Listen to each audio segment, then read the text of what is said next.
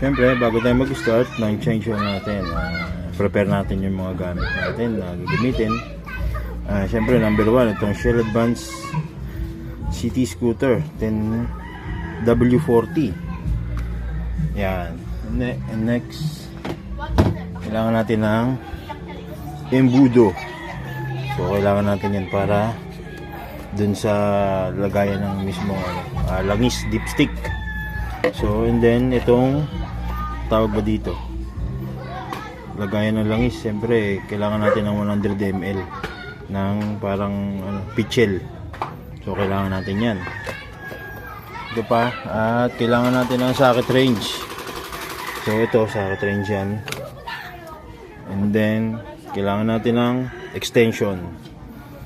So, hindi kaya kasi ng socket range yan. Yan, extension. And lastly, kailangan natin ng 17 mm na socket. Yan. Kailangan natin yan. So, kompleto na yung ating epektos materials para sa change oil. So ayan, start tayo mag-change oil. Okay, kailangan natin pala to. Sorry sa silagay ng langis. So, number 1, wag ninyong babarilin to. Wag ninyong gagamitan ng impact wrench yan. Kasi, medyo malambot yan. So, mabilis siyang mabasag. So,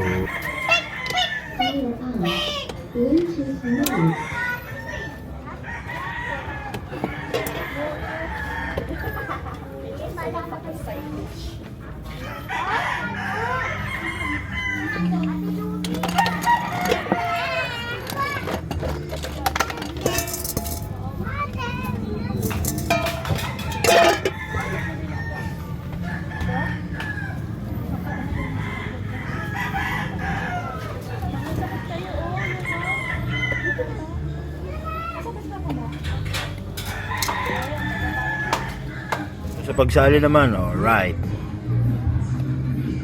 Bali 800.